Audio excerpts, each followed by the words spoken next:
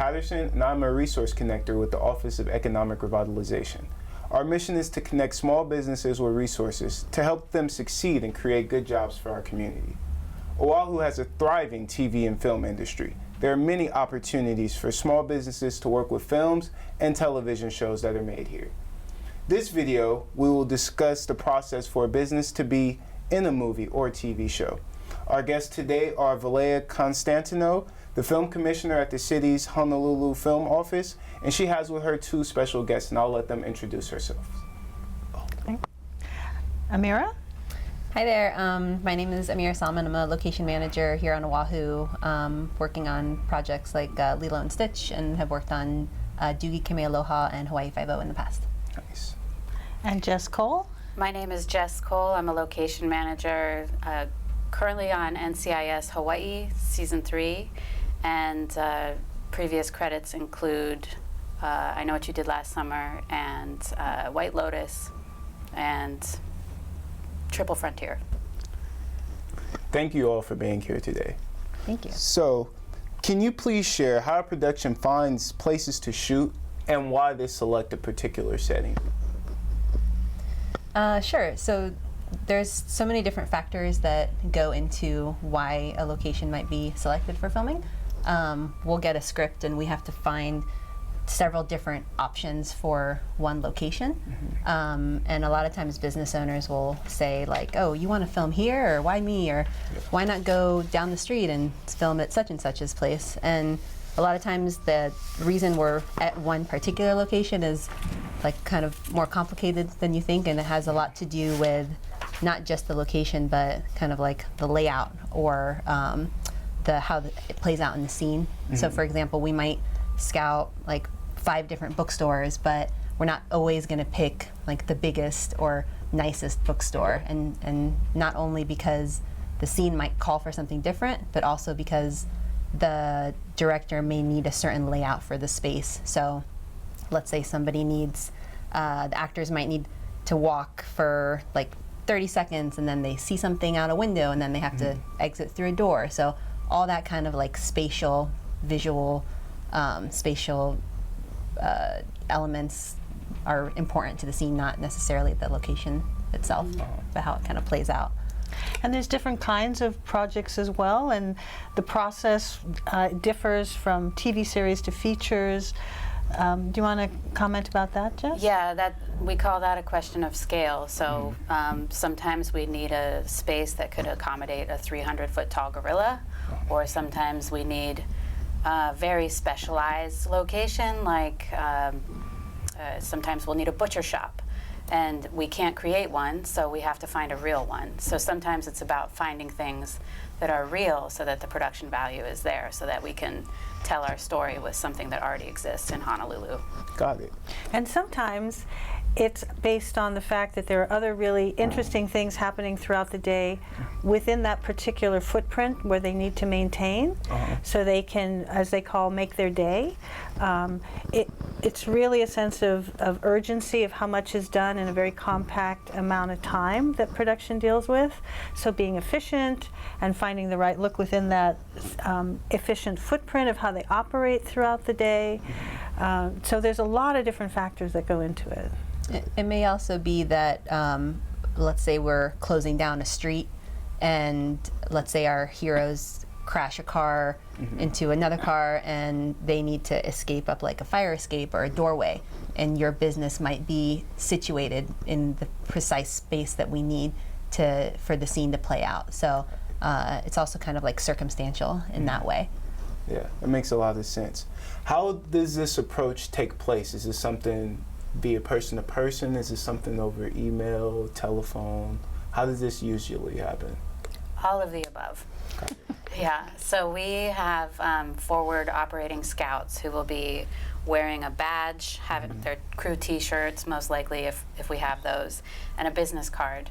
And I'll say, hey guys, go check out Mapuna Puna. I need a warehouse with 3 doors and whatever it is. So my scouts will hit the road, and they will present themselves door to door, and they will say, I'm from, my show, and we're interested in looking at your space, and then they will document it with photos if they get permission from the owner.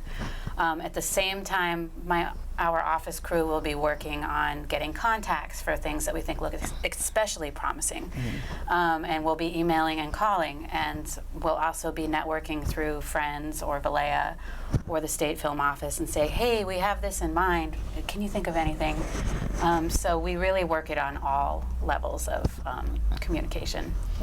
And part of that, I think, is the time frame in particular that television needs to operate, right? I mean, there's a new script every 7 days. You know, and when you're in the cycle of things, you're prepping, shooting, and wrapping at any given stage throughout the time frame. So, again, that sense of urgency and being able to operate in a very quick way. Yes. Yeah, we may be scouting, you know, you'll have one person come to your business, say in the morning, and they may want to bring 5 or 6 people later that afternoon to come look at the location. And let's say those people come and they like it and they select the location, then for a TV series they may say, okay, we want to come back next Wednesday and shoot. So it's really a small time frame. For movies, it's completely different. You may be 3 months ahead, which I feel like is more rare, because with TV shows you just have such a higher volume of locations that you need. For a movie, you may scout 20 or 30 different locations, because you have the kind of the luxury of time, and you're looking into, you know, next year February, or, you know, whatever, several months from now. So it really just kind of depends on the project. And both of you, I know, a typical episode, you'd be amazed how many locations you have to do in a particular episode. So they're not just prepping that one particular location, they're prepping maybe 10 to 12 to 15 that they have to accomplish within a 5 to 7 day shoot window. That's right. And a part of what you all explained goes into my next question, which is going to be, what kind of things can a business expect if they are selected for a movie or a television show? And maybe if you could answer that in the context of, because there's different types of businesses, right?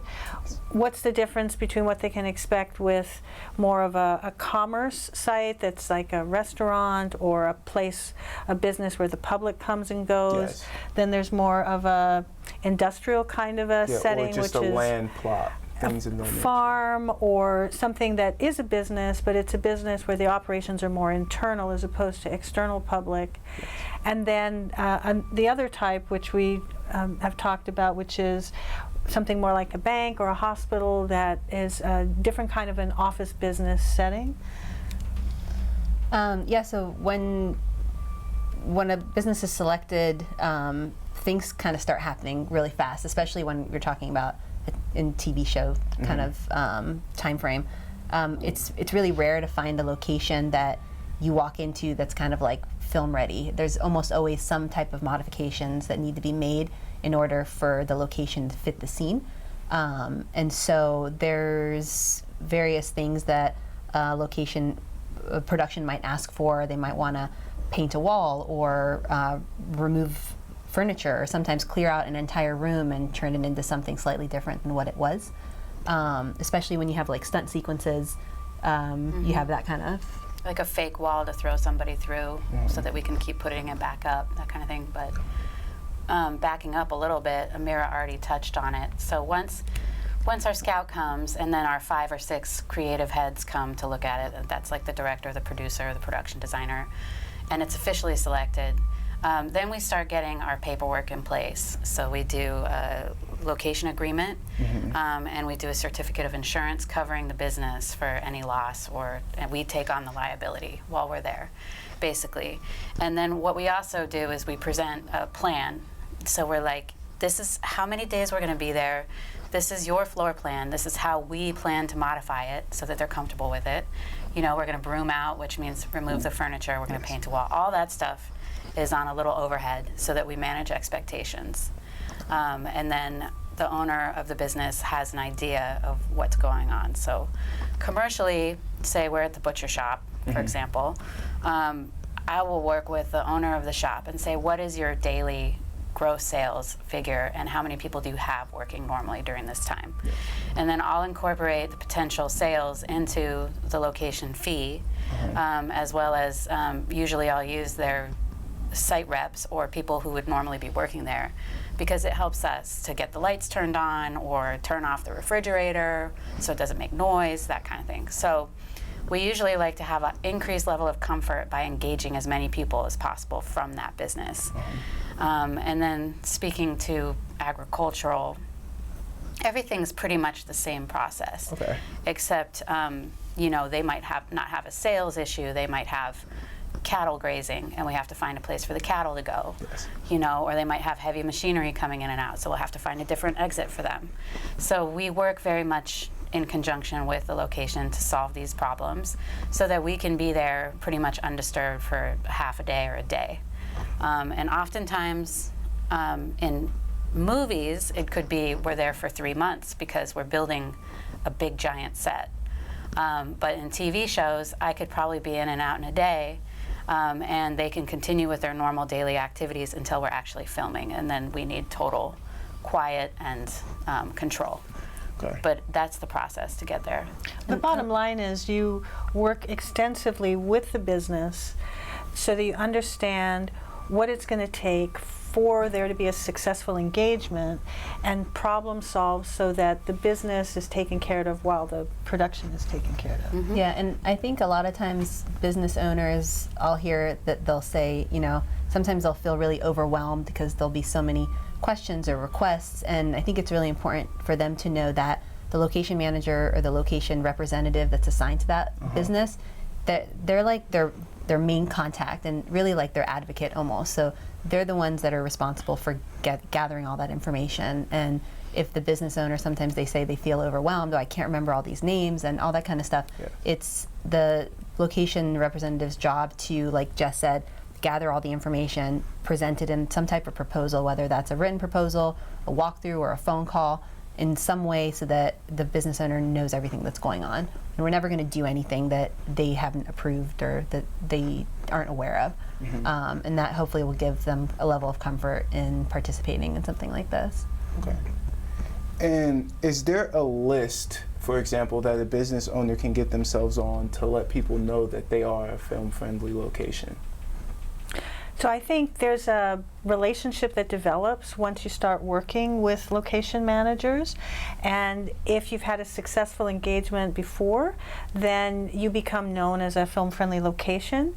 They can also call the Honolulu Film Office and let us know that they're willing to have these conversations. It's not where they would automatically be either selected or have to do it. It's just a list of interest, so that we're creating a film-friendly list to be able to share with location managers.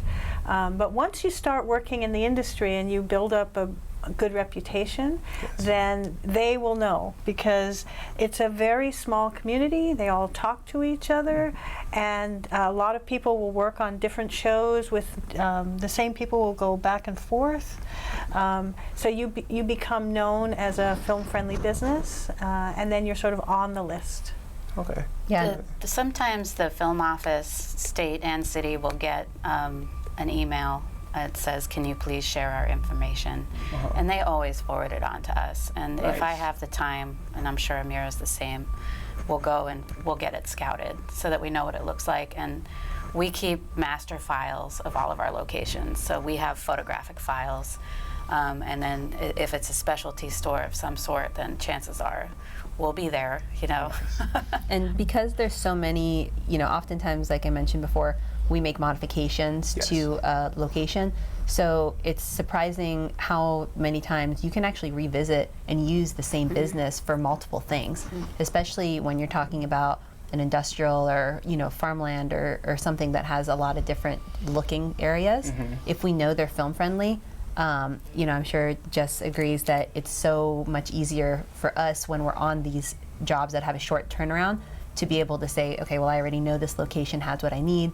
I know they're film friendly. We've already worked through the contract. You know, we'll just go there and let's see what the director thinks. So, you know, we love to be able to go to places multiple times. Great. Well, how many different ways has the YWCA in downtown been Absolutely. used? Yeah. I mean, back in the 80s, it played as the Saigon Hotel in the original Magnum. Oh, wow. It was used in Lost as a mosque.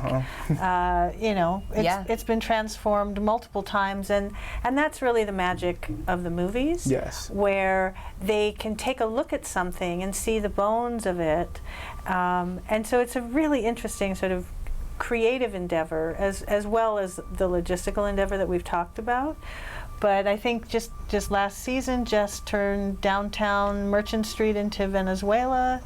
And so you never know what they're going to ask for, and that's part of the fun. Yes, Yeah. sometimes, you know, you think, okay, you need a bakery, okay, you scout bakeries, but a lot of times there's locations that you can't do like a one-to-one. So, you know, like hospitals and banks are a lot of really challenging locations. So sometimes we have our scouts, you know, let's brainstorm what looks like a hospital, what looks like a bank, what can we turn into, and our crews are amazing. Our art department, construction crews, I mean, they really can just transform a location into something, you know, in just a day or two.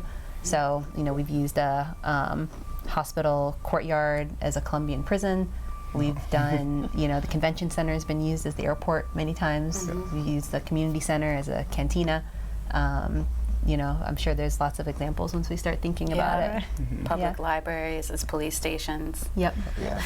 So that helps a lot with businesses that may be intimidated by trying to get themselves as a location, and them now knowing that they're able to change their location into different things that, for example, the bakery might be able to turn into a dance studio Absolutely. in a film. Yeah. And that's great to know. Like if Exactly. their back door leads into an alley, that could be the main reason we're there, because we love alleys, you know, and then we'll turn whatever business they are into whatever we need.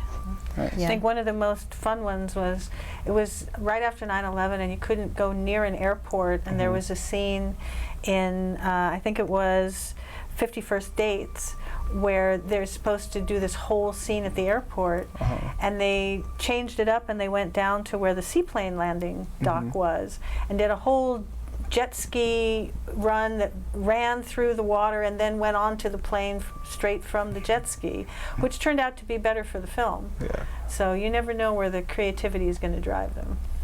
That is really good to know. Well, thank you all for sharing this great information with our audience. We would like to say mahalo to Walea and our other two guests.